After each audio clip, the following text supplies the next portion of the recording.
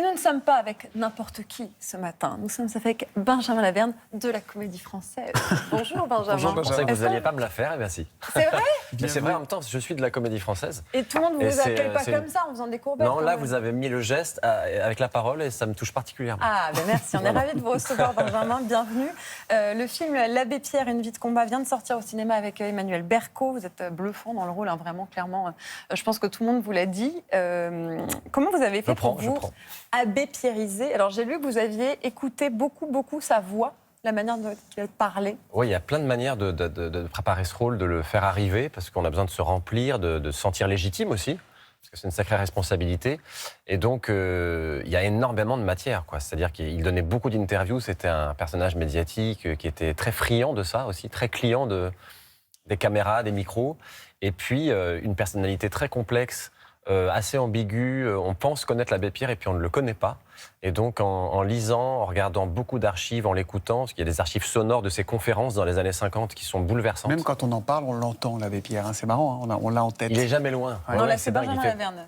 Oui, mais c'est étonnant ce que vous dites parce que... Il en reste peut-être un peu encore. On vous a déjà reçu sur d'autres films, ici, Benjamin, et là je vous regarde, j'ai vu le film et je trouve que vous lui ressemblez physiquement, ce que je n'avais jamais vu. Le front, les yeux, enfin c'est... Moi j'y croyais pas et quand j'ai vu des photos de lui jeune, parce que dès que j'ai reçu le scénario dans ma boîte mail, j'ai dit vous êtes sûr que c'est le bon choix? Et en fait j'ai dit oui, il y a quelque chose dans le regard. Quand on est acteur, jouer un personnage comme ça qui a vraiment existé, qu'est-ce que ça change? Comment faire pour jouer sans imiter, surtout des personnalités aussi fortes, aussi marquantes? Oui, surtout que imiter, c'est un peu une connotation négative. Ouais. Bah, c'est s'imprégner, c'est-à-dire d'essayer d'approcher sa vérité. Et sa vérité, c'est le cœur immense qu'il avait, une sincérité ahurissante et surtout une urgence, quoi. Et l'urgence, c'est viscéral. Il avait une compassion, une indignation qui était il était une grande liberté. C'est-à-dire, il n'y avait pas de langue de bois. Ouais. Et donc, oui, le mimétisme, c'est aussi parce qu'il est tellement connu physiquement, il a une silhouette, il y a l'iconographie de l'abbé Pierre, son béret, sa cape. Il y a aussi une manière de parler, d'écouter aussi. Il écoutait énormément comme ça, d'une manière très concentrée, et d'essayer d'essayer de lui être le plus fidèle et le plus proche possible. Donc, il y a le physique, mais il y a aussi l'habité de l'intérieur. Ouais. Justement, on en parle, mais on aimerait bien voir quelques images. Regardez la bande-annonce.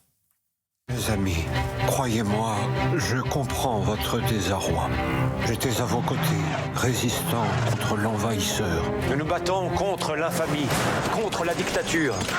Ce que vous faites, c'est très bien, mais si vous êtes grillé, vous ne sauverez plus personne. Je vais bien vous aider. Vous allez devoir changer d'identité. Abbé Pierre, ça vous va? Va pour Abbé Pierre.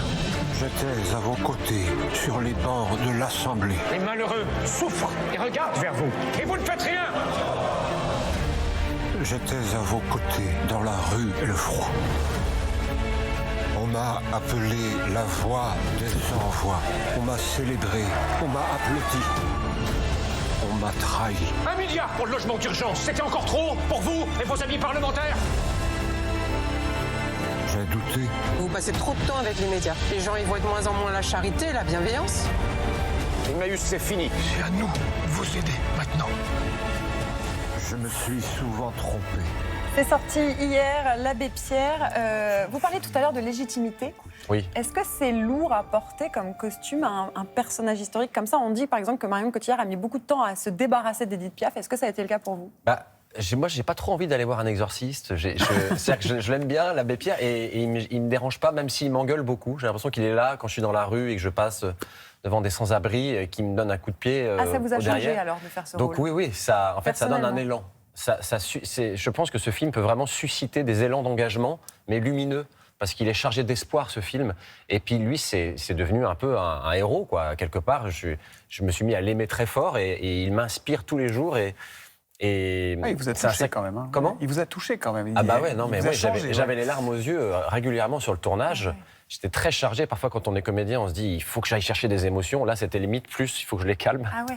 Benjamin Laverne, vous n'êtes pas seulement en admiration pour l'abbé Pierre, vous êtes aussi fan d'un jeu télé, un vieux jeu télé qui s'appelle Qui est qui? C'est vrai ou c'est pas pas vrai? Qui est qui avec Marie-Ange Nardi? Je suis fan. Oui, j'ai regardé. Vous connaissez le générique, par exemple? Eh bien, nous allons jouer à Qui est qui avec vous ce matin. On commence avec la musique est extraordinaire. N'est-ce pas? Bien sûr. Une première photo qui est assez facile pour vous normalement. Regardez et dites-nous si vous le reconnaissez. Alors, je vois pas du tout qui c'est. Je crois que c'est Henri Grouès, C'est lui, alias l'abbé Pierre. c'est lui, Ça absolument. aurait été drôle C'était de facile, trouver. c'était pour chauffer. Ouais, c'était pas très difficile là. Photo suivante. C'est Audrey Tautou. Bah, en fait, vous avez choisi des photos où en fait c'est des gens, que je connais pas. que des gens que vous connaissez pas. Alors, Qui a il joué ma paraît maman que- dans le Cousteau, Il paraît l'Odyssée. que quand vous étiez l'Odyssée. jeune, vous aimiez bien Audrey Tautou. Il paraît, oui, j'ai entendu dire ça aussi dans la presse, dans les journaux, dans, pas les- vrai, dans c'est les pas médias. vrai Si, c'était Vous vrai. savez, c'est vous lui vrai. écriviez des lettres et tout ça? Je lui ai écrit une lettre une fois. Ouais, chez ses parents. Je me suis débrouillé pour avoir l'adresse de ses parents à Montluçon, je crois. Génial. Et je ne sais pas si elle l'a reçue.